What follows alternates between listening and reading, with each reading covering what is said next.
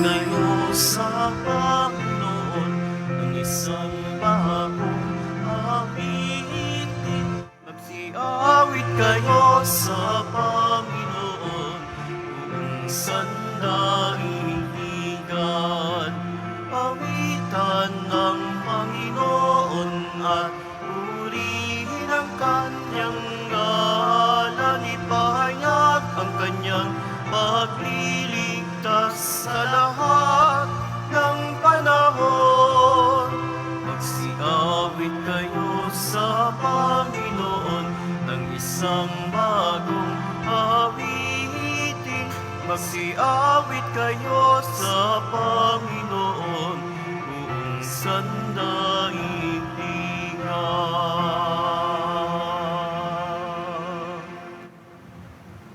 Sa ngalan ng Ama, at ng Anak, at ng Espiritu Santo. Amen. Ang pagpapala ng ating Panginoong Kristo, ang pag-ibig ng Diyos Ama, at ang pagkakaisa ng Espiritu Santo, naway suminyong lahat. At sumaiyo rin.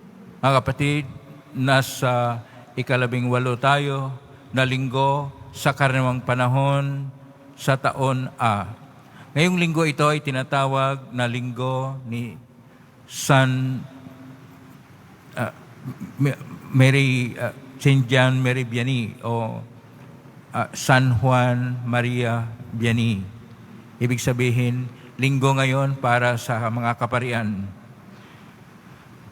At ngayong linggo, atin pong pagnilay-nilayan paano ang kabutihan ng loob ng Diyos ay ating tinutugunan sa tunay na panampalataya, pagsasaksi dito at pagsabuhay sa buhay natin. Dahil nag-aalay ang Panginoon ng walang bayad na kaligtasan, dahil hindi tayo makapaghiwalay sa ating Panginoong Jesucristo kahit anuman. Kaya kung tayo ay nagugutom, gaya ng kanyang ginagawa sa mga 5,000 na tao, ay kanyang binubusog ng kanyang kabutihang loob, magpahanggang ngayon. Ngunit, hindi natin gaanong pinapansin ang mga biyaya at kabutihang loob ng Diyos. Dahil dito, tayo ay sumuway sa Kanya. At dahil sa ating pagsuway, tayo nagkasala. Kaya upang tayo maging marapat gumanap sa banal na pagdiriwang, dumulog po tayo sa aming Panginoong nagpapatawad ng lubos.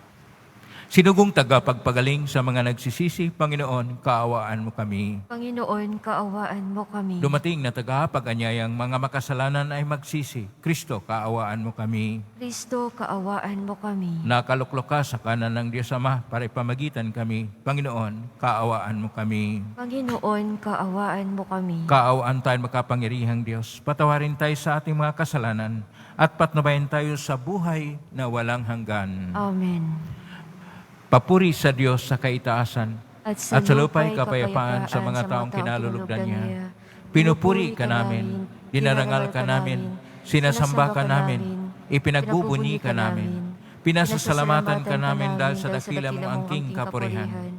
Panginoong Diyos, Hari ng langit, Diyos amang makapangyarihan sa lahat, Panginoong Jesucristo, bugtong na anak, Panginoong Diyos, Kordero ng Diyos, anak ng Ama, Ikaw na nag-aalis ng mga kasalanan ng sanlibutan, maawa ka sa amin. Ikaw na nag-aalis ng mga kasalanan ng sanlibutan, tanggapin mo ang aming kahilingan. Ikaw na luklok sa kanan ng Ama, maawa ka sa amin. Sapagkat Ikaw lamang ang banal, Ikaw lamang ang Panginoon, Ikaw lamang o Jesucristo ang kataas-taasan, kasama ng Espiritu Santo, sa kadakilaan ng Diyos Ama. Amen. Manalangin tayo. Ama naming makapangyarihan, manatili kang kapiling ang iyong sambayanan na iyong laging kinahahabagan.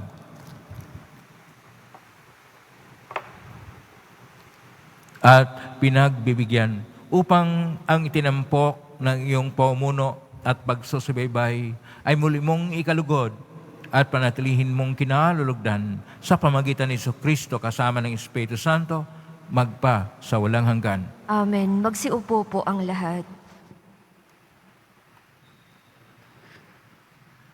Pagbasa mula sa aklat ni Propeta Isaías. Ito ang sinasabi ng Panginoon. Narito ang tubig, mga nauuhaw. Ang mga walang salapi ay kumuha rito at bumili ng pagkain. Hali kayo at bumili ng alak at gatas. Bumili kayo, ngunit walang bayad.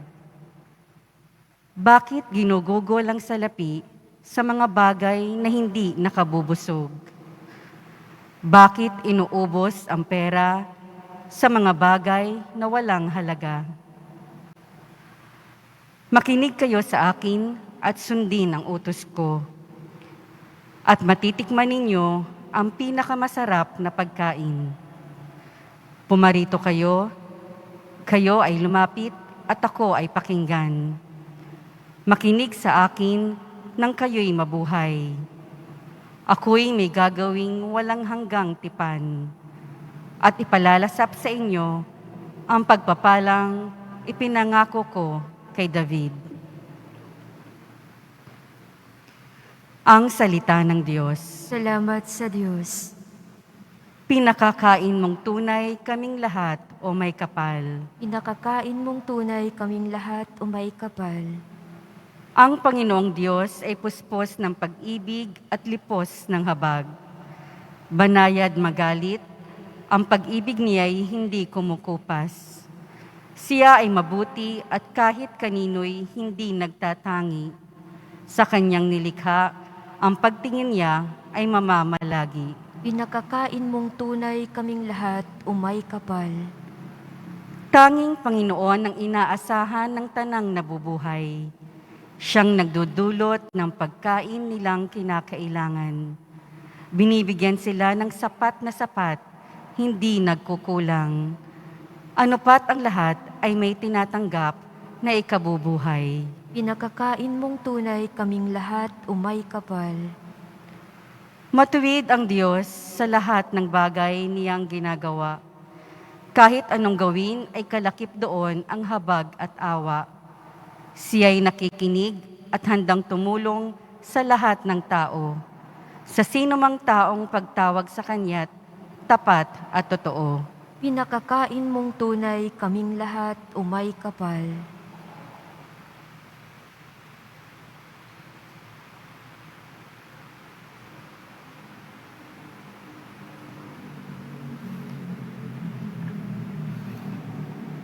Pagbasa mula sa sulat ni Apostol San Pablo sa mga taga-Roma. Mga kapatid, sino ang makapaghihiwalay sa atin sa pagmamahal ni Kristo? Ang paghihirap ba? Ang kapighatian? Ang pag-uusig? Ang gutom? Ang kahubaran? Ang panganib o ang tabak? Hindi. Ang lahat ng ito'y kayang-kaya nating pagtagumpayan sa pamamagitan niya na nagmamahal sa atin, sapagkat natitiyak kong ang kamatayan, ang buhay, ang mga anghel, ang mga pamunuan, ang mga bagay sa kasulukuyan, ang mga bagay na darating, ang mga makapangyarihan, ang kataasan, ang kalaliman, o ang alinmang nilalang ay hindi makapaghihiwalay sa atin sa pag-ibig ng Diyos. Pag-ibig na ipinadama niya sa atin sa pamamagitan ni Kristo Jesus, na ating Panginoon. Ang salita ng Diyos. Salamat sa Diyos. Magsitayo po ang lahat.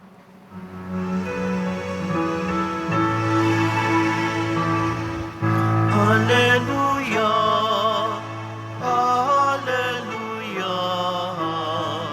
Hallelujah. Ang tao ay nabubuhay sa salita ng may kapal. na pagkain kanyang bigay. Hallelujah, Hallelujah, Hallelujah.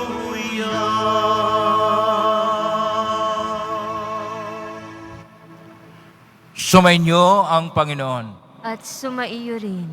Ang mabuting balita ng Panginoon ayon kay San Mateo. Papuri sa iyo, Panginoon. Noong panahong yon, nang marinig ni Jesus ang pagkamatay ni Juan Bautista, siya ay sumakay sa isang bangka at nag-iisang pumunta sa isang ilang na lugar. Nang mabalitaan naman iyon ng mga tao, sila'y lumabas ng bayan at lakad na sumunod sa kanya. Paglunsad ni Jesus sa dalampasigan, nakita niya ang napakaraming taong iyon. Nahabag siya sa kanila at pinagaling niya ang mga may sakit na dala nila. Nang dapit hapon ay lumapit sa kanya ang mga alagad.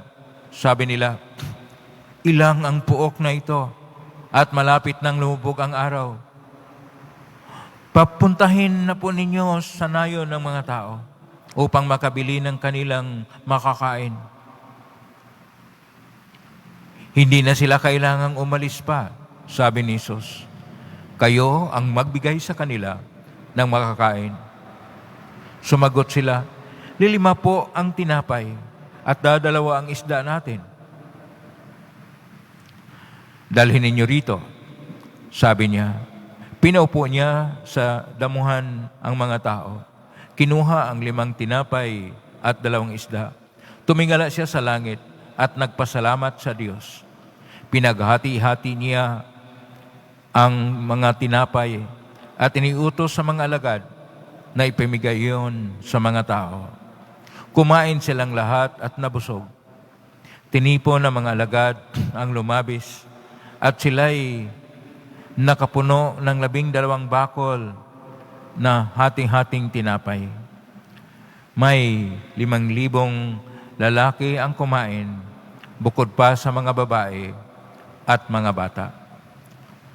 Ang mabuting balita ng Panginoon. Pinupuri ka namin, Panginoong Heso Kristo. Magsiupo po ang lahat. Magandang umaga po, mga kapatid ko ni Kristo. Purihin natin ang Panginoon at palakpakan po natin ang ating pong Isus Nazareno. Tunghayan po ninyo napakinggan itong napakahaba na naman na sulat para sa araw ng ngayon, dahil yung araw ngayon ay tinatawag na St. John Mary Vianney Sunday. Linggo ni San Juan Maria Vianney, isang santo na pari na Croix d'Ars sa Pransya, at siya ay may simple na pamumuhay. Siya ay ihimplo ng mga pari, kaya ngayon sa linggo ng mga pari, siya ang nagiging santo. At itong linggo ni St. John Mary Vianney, tayo po ay nagkaroon ng sulat mula sa CBCP Episcopal Commission on the Clergy. Kaya, ito na po ang sulat pastoral. St. John Mary Vianney Sunday, mga kapatid kay Kristo, ay talaga ang kapulungan ng mga obispo dito sa Pilipinas. Ang linggong ito sa karangalan ni San Juan Maria Vianney, ang patron ng mga paring diocesano, sa kalimitan ay naglilingkod sa mga parokya. Atin silang ipinagdarasal at tulungan ng kanilang paglilingkod sa bayan ng Diyos. Ang mga pagbasa ay tumugon sa kalagayan ng ating niraranas ngayon. Sinabi ni Papa Francisco sa kanyang mensahe sa Roma at sa buong mundo noong Marso 27, 2020, kaugnay ng lumalaganap na COVID-19 pandemic, sabi niya, ang ating mga liwasan, mga kalsada at mga lungsod ay nababalot ng kadiliman. Sinakop nito ang ating buhay at lahat ay kaugnay nito. Malaki ang nawala, marami ang tumigil. Ang panganib ay dama natin sa kapaligiran. Nakikita ang takot at pangamba sa mga tao. Marami ang nawalan ng hanapbuhay at nagugutom. Ang mga may sakit ay walang maibili ng gamot. Pati ang mga OFW na nagpapadala ng pera ay nagsisiuwian pero wala namang daratnan na hanapbuhay. Hindi regular ang pasok ng mga empleyado kaya mababa din ang sahod. Ang mga negosyante naman ay kung hindi nagsara ng negosyo ay nagbawas ng araw at paninda dahil kakaunti ang bumibili. Hanggang ngayon ay limitado ang pampublikong sasakyan. Ang pag-alaala ay nasisinag sa ating mga mukha. Hanggang ngayon ay patuloy na tumataas ang bilang ng mga nagkakasakit at namamatay kada araw. Ang mga namatay sa COVID-19 ay hindi na magawang dalawin pa ng mga mahal sa buhay sa mga huling araw niya at nang tinanggap na lamang na panglubag-loob ay ang abo matapos ang cremation. Kaya ang tanong ng ating puso, kailan ito matatapos? Dahil sa kalagayan ngayon, natutuhan nating piliin kung ano ang tunay na mahalaga. Dati ubos-ubos biyaya, ngayon hinihigpitan na ang sinturon. Dati pasyal dito, pasyal doon, ngayon hanggang bahay na lamang. Dati waldas ng pera, ngayon tinipid ang pinagkakasya. Natutuhan natin ang mag-isip muna bago maglabas ng pera. Sa pakikinig natin unang pagbasa, ito ang narinig nating payo. Ang mga walang salapi ay lumapit din dito. Bumili kayo ng pagkain na dito ay kainin ninyo. Bakit gumugugol kayo ng salapi sa mga bagay na hindi nakahubusog? Bakit ninyo inuubos ang perang kinita sa mga bagay na sa inyo ay hindi nagbibigay ng kasiyahan? Sundin niyo ako at magkakaroon kayo ng buhay. Ito ay mula sa unang basa sa aklat ni Propeta Isaiah, Kabanata 55, talata 1 at sumusunod. Ano ang sinasabi na sundin ninyo at magkaroon kayo ng buhay? Ang salaysay sa Ebanghelyo ay nagbigay sa atin ng halimbawa kung paano ito may sakatuparan at ito ang narinig natin. Dapit hapon na, malapit nang dumidilim, pero ang mga tao ay gutom at walang makain. At napakarami nila. Hindi ba natin nakikita ang ating mga sarili nito? Higit pa ang ating pinagdaraanan ngayon. Ano ang sinabi ni Jesus sa kanyang mga alagad? Kayo ang magpakain sa kanila. Ang sagot ng mga alagad, wala po tayong pagkain kundi 5 tinapay lamang at 2 isda. Anong ginawa ni Jesus? Kinuha niya ang tinapay at isda. Kailangan ni Jesus na tumanggap ng kaparte mula sa mga tao. Hindi gaanong marami, pero kung inialay kay Jesus, napaparami na ito. Marami ang kumain at nabusog, at marami ring tira. Pinarami ang kakaunting tinapay at isda. Lahat ay umuwi sa kanilang bahay na busog at may tira pa. Sa panahon ngayon, marami ang nangangailangan pero hindi sapat ang mga bagay. Dahil ba dyan, tayo ay magkakanya-kanya na? At sa akin ay akin at ang sa iyo ay sa iyo? Paanong napagparami si Jesus kung walang ibinibigay sa Kanya na galing sa atin? Hindi ba ninyo napansin ang maraming tao na tumutulong at nagbabahagi na kung anong meron sila? Kalimitan ay mga pagkain. Dahil dito ang pangunahing pangangailangan. Mayroong isang ina na tumanggap ng ayuda mula sa barangay. Siya ay balo. May 2 anak na dalagita na walang trabaho at siya isang labandera lamang. Sa halip na gamitin, ibinahagi niya ito sa kapitbahay na mas marami ang anak at maliit pa. Tiyak na kumilos si Jesus dito.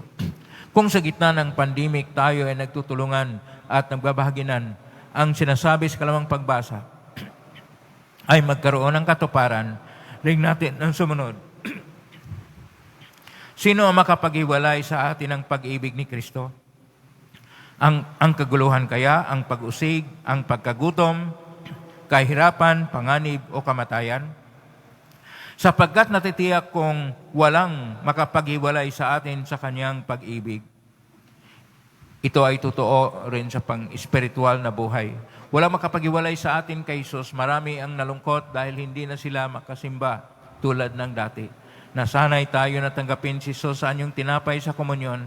Ngayon, ang mga hindi makasimba ay nakikiisa na lamang sa live streaming ng misa. Dahil ba doon ay hindi nila matatanggap si Jesus? Matanggap dahil si Jesus ay lumalapit at nanahan sa pusong nanabik sa Kanya.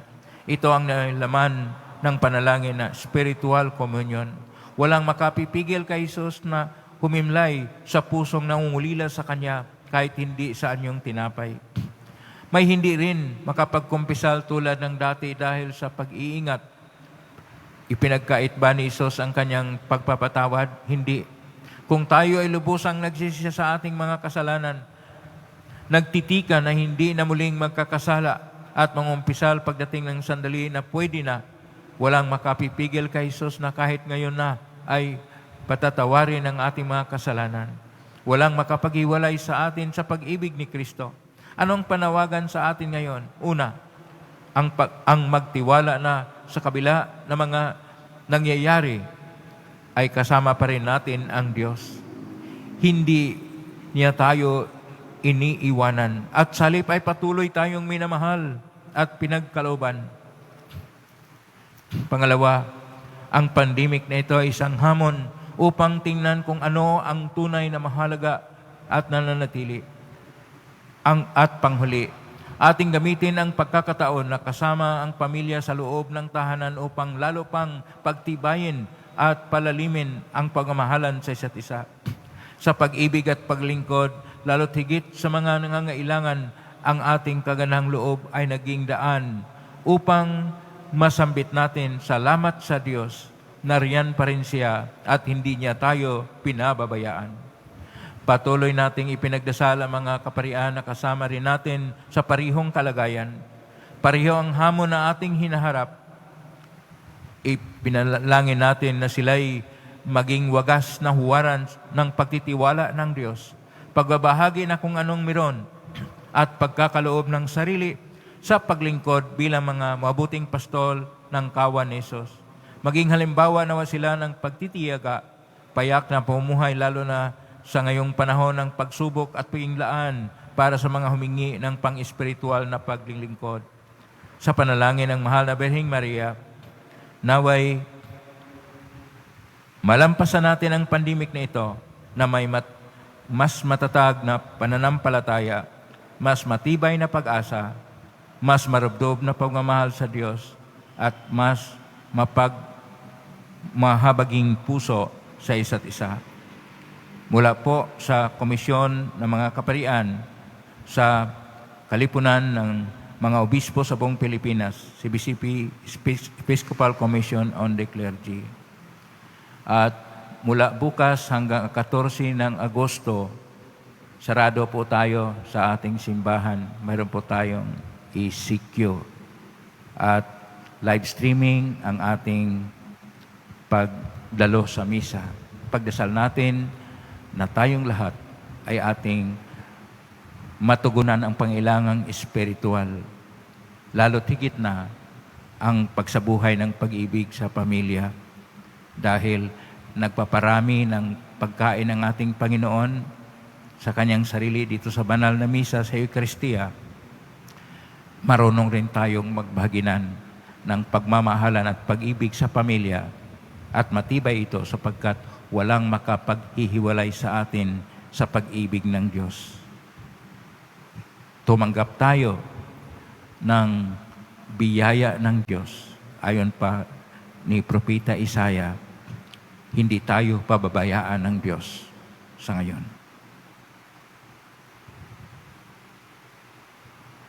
Magsitayo po ang lahat.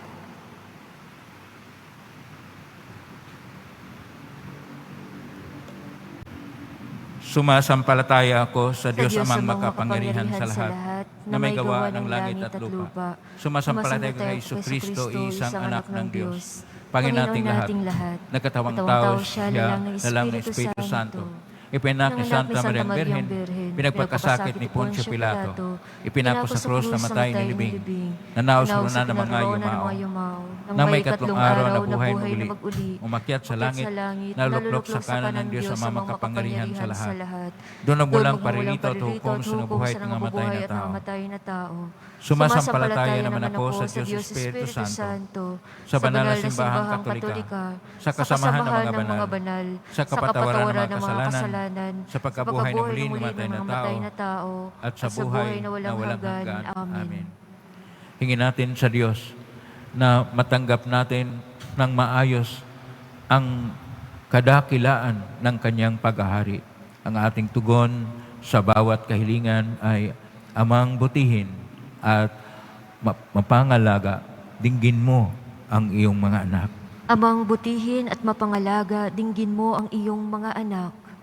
Para sa mga namumuno sa simbahan, upang manguna sila sa pangangalaga ng kanilang kawan, lalo na sa panahong ito ng COVID-19 pandemic, at magsikap na matugunan ang kanilang pangangailangan sa buhay. Manalangin tayo. Amang butihin at mapangalaga, dinggin mo ang iyong mga anak. Para sa mga namumuno ng ating bansa, lalo na sa panahon ito ng COVID-19 pandemic, upang maging malikhain sila sa paghahanap ng lunas sa patong-patong na suliranin ng mga taong bayan. Manalangin tayo. Amang butihin at mapangalaga, dinggin mo ang iyong mga anak. Para sa ating mga pagamutan na nagsusumikap na sugpuin ang pagkalat ng COVID-19 pandemic, at para sa ating mga kawani ng pamahalaang nagpapanatili ng kaayusan sa ating lipunan upang madama nila ang masaganang pangangalaga ng puong may kapal. Manalangin tayo. Amang butihin at mapangalaga, dinggin mo ang iyong mga anak. Para sa ating lahat na sumasampalataya kay Kristo, upang ang inaasahan nating pagkakaisa ng mga Kristiyano ay may matibay na tiwala sa Diyos. Manalangin tayo. Amang butihin at mapangalaga, dinggin mo ang iyong mga anak. Sa tahimik ay ating idulog sa Panginoon ang ating sariling panalangin. Ama naming mapagbigay at masagana sa awa at habag, ipadala mo sa amin ang iyong Espiritong Banal upang turuan kaming hindi kailanman mawalan ng tiwala sa iyong masaganang pangangalaga. Ning namin ito sa magitan ng iyong anak na si Jesucristo na aming Panginoon. Amen. Magpasok. Magsiupo po ang lahat.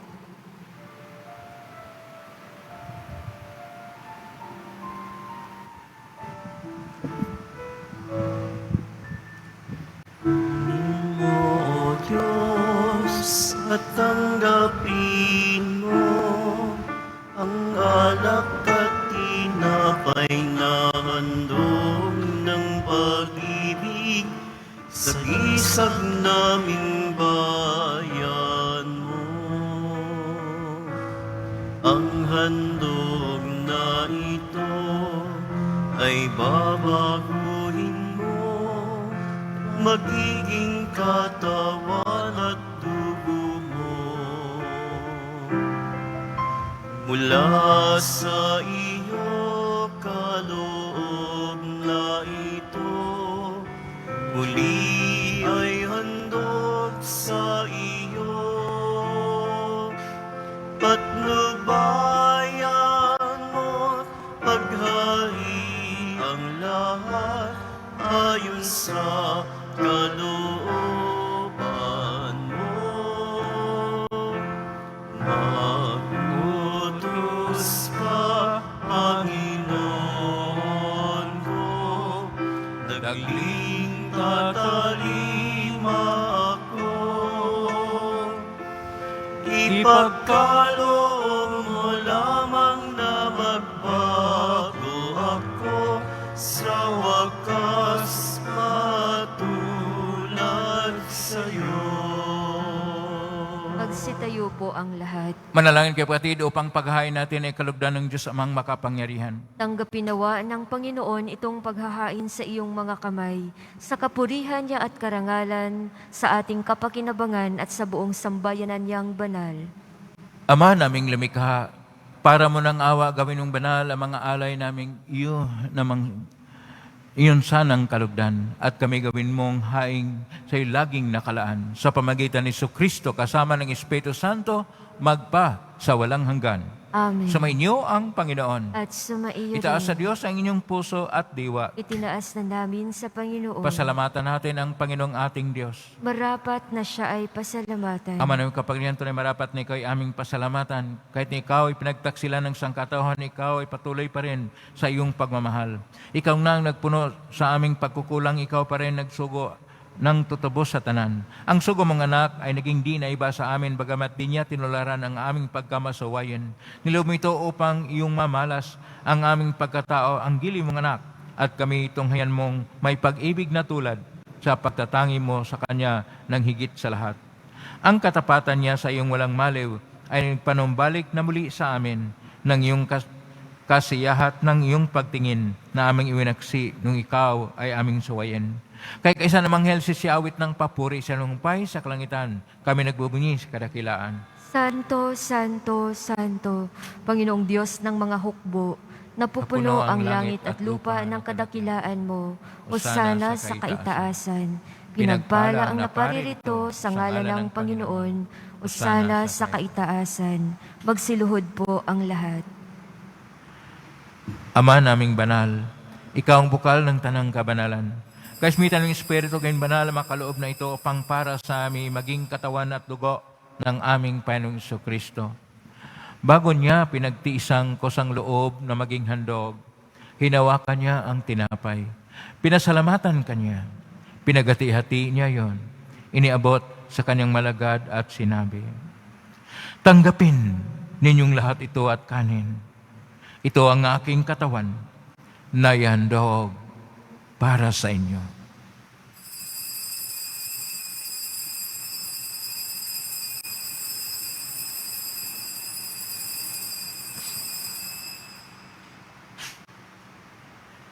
Gayunman, nung matapos ang hapunan, hinawakan niya ang kalis. Muli kanyang pinasalamatan. Inabot niya ang kalis kanyang malagad at sinabi, "Tanggapin ninyong lahat ito at inumin. Ito ang kalis ng aking dugo, ang bago at walang hanggang tipan. Ang aking dugo na ibubuhos para sa inyo at para sa lahat sa kapagpapatawad ng mga kasalanan. Gawin niyo ito sa pag-alala sa akin."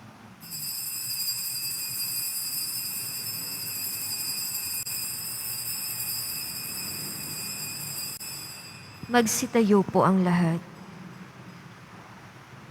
Ang misteryo ng pananampalataya. Si Kristo ay gunitain, sarili ay inihain. Bilang pagkait inumin, pinagsasaluhan natin hanggang sa siya'y dumating. Ama, ginagawa namin ngayon ang pag-alala sa pagkamatay at muling pagkabuhay ng anak. Kaya't inialay namin sa iyo ang tinapay nagbibigay buhay at ang kalis na nagkakaloob ng kaligtasan.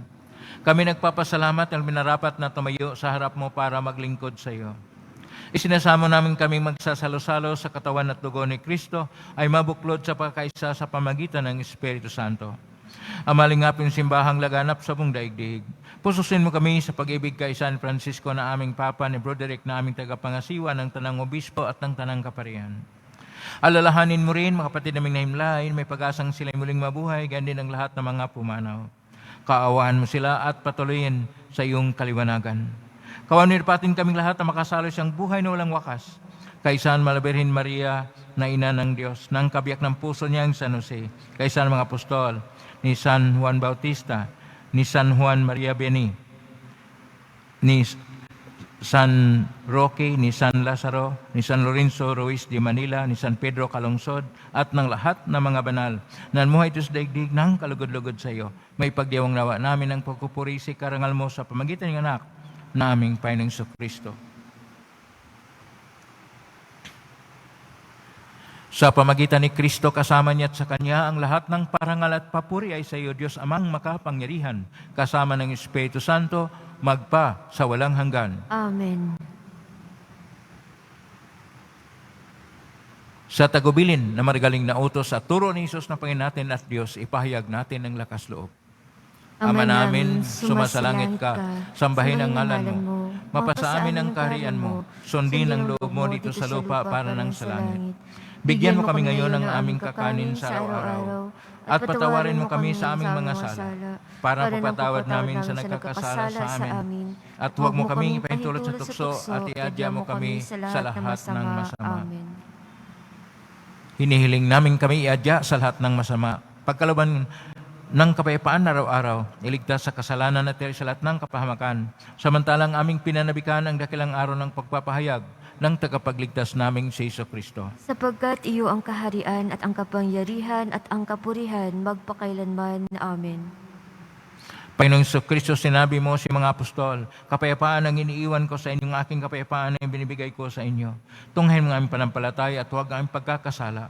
Pagkalooban mo kami ng kapayapaan at pagkakaisa ayon sa kalooban, kasama ng Espiritu Santo, magpa sa walang hanggan. Amen. Ang kapayapaan ng Panginoon ay laging sa inyo. At sumaiyo rin. Magbigayin kayo ng kapayapaan sa isa't isa. Kapayapaan. Kordero ng Diyos na nag-aalis ng mga kasalanan na sanlibutan, maawa ka sa amin. Kordero ng Diyos na nag-aalis ng mga kasalanan na sanlibutan, maawa ka sa amin. Kordero ng Diyos na nag-aalis ng mga kasalanan na sanlibutan, ipagkaloob mo sa amin ang kapayapaan. Magsiluhod po ang lahat.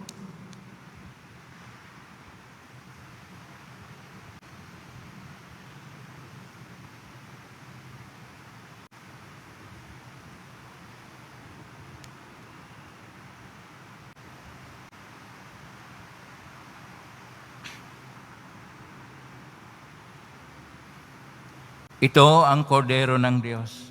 Ito ang nag-aalis na makasalanan ng sanlibutan. Mapalad ang mga inaanyayahan sa piging ng kordero. Panginoon, hindi ako karapat-dapat na magpatuloy sa iyo. Ngunit sa isang salita mo lamang ay gagaling na ako.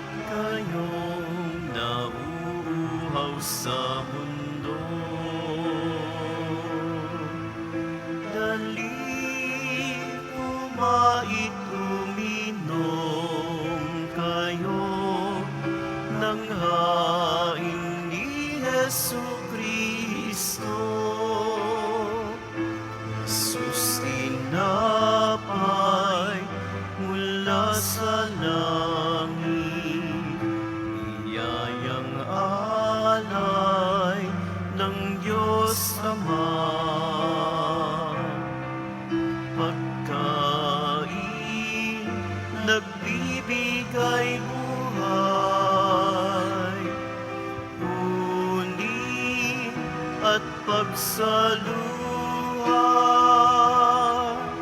Halikayong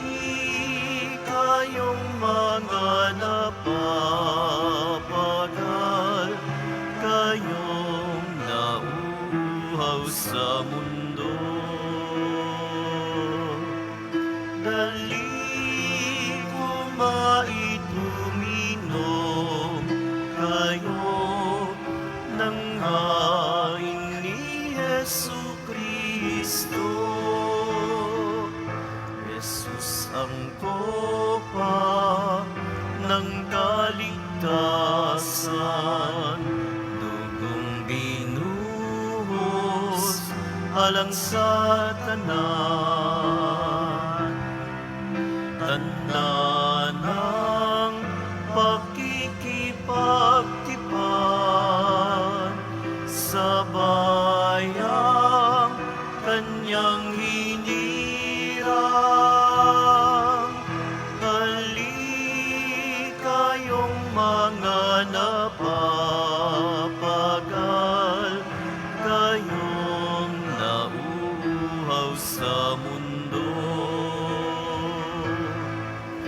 dali kumait uminom kayo ng hain ni Jesu Kristo. Hain ni Jesu Kristo.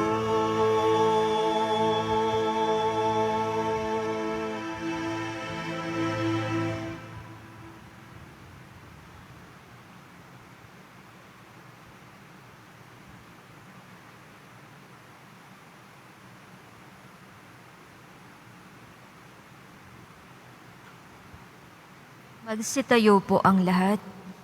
Manalangin tayo. Ama naming mapagmahal, kaming pinapagsalo mo sa banal na pakikinabang ay iyong tuwangan sa ginagawa namin sa araw-araw upang kaming hindi mo pinagkakaitan ng pagsusubaybay ay gawin mong maging marapat sa lubos na kaligtasan sa pamagitan ni Jesucristo kasama ng Espiritu Santo, magpa sa walang hanggan. Amen. Panalangin kay San Roque. O pinagpalang San Roque, pintakasin ng mga may karamdaman, lingapin po ang aming mga kapatid na sa banig ng karamdaman. Ang iyong pamagitan ay sadyang makapangyarihan ng ikay, narito pa sa daigdig, marami ang gumaling dahil sa pag-antanda mo sa kanila ng kamalmahalang cross. Ikay luwalhati na diyan sa langit, nalig kaming ang iyong pamagitan ay lubhang magaling. Ialay mo po sa Panginoong Diyos yaring aming mga hinaing, at sa tulong po ninyo ay makamit ang kagalingan ng aming kaluluwa at katawan. Pakundangan sa mga hirap at sakit ng Panginoong Jesucristo sa iyo pong panalangin. Amen. Amen. Señor San Roque, ipanalangin po kami upang kami medya sa salot ng COVID-19 at sa makaramdaman ng katawan at kaluluwa. Señor San Roque, ipanalangin po kami upang kami medya sa salot ng COVID-19 at sa karamdaman ng katawan at kaluluwa.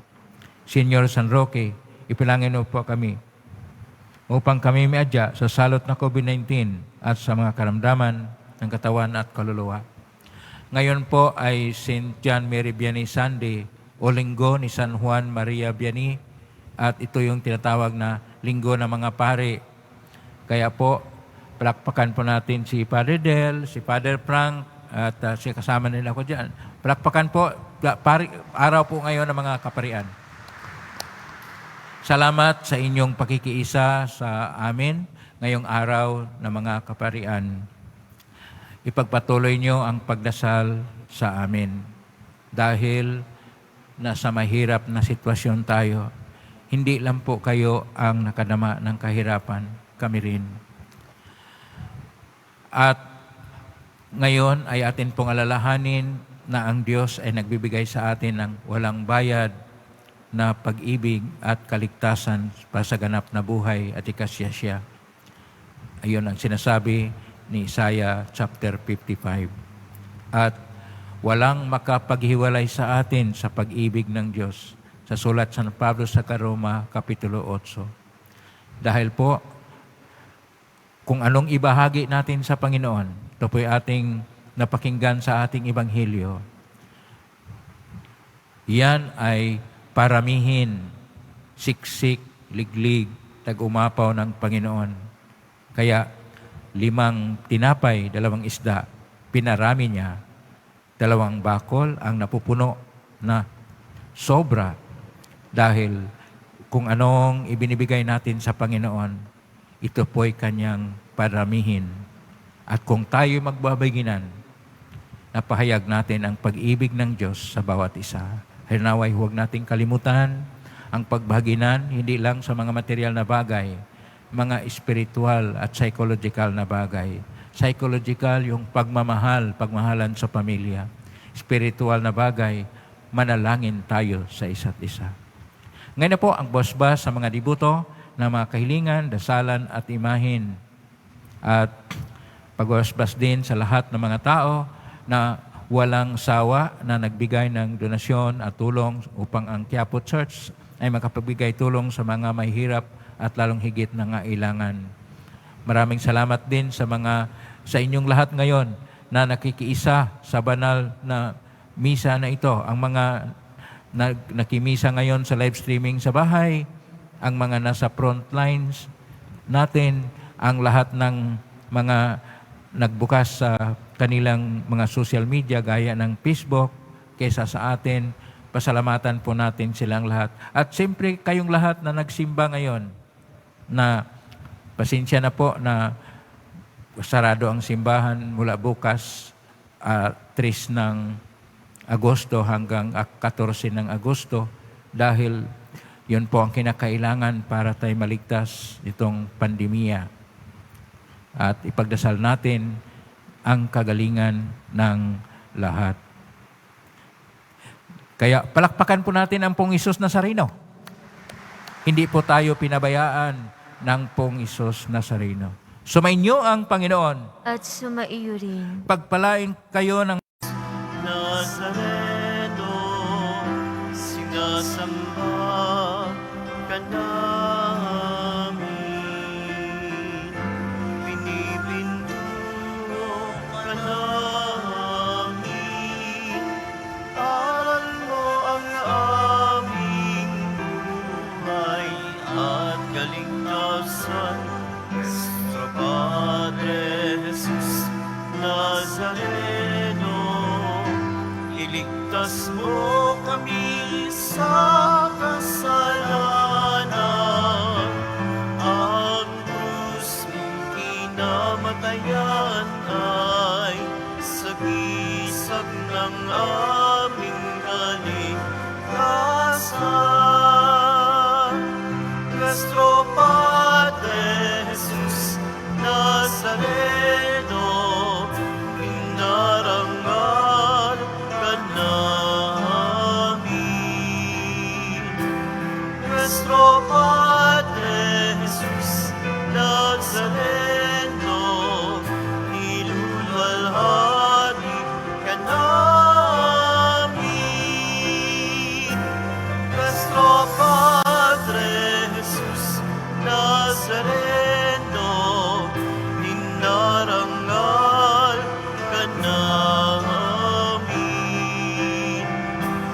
Nuestro Padre Jesus Nazareno, nilulwalhati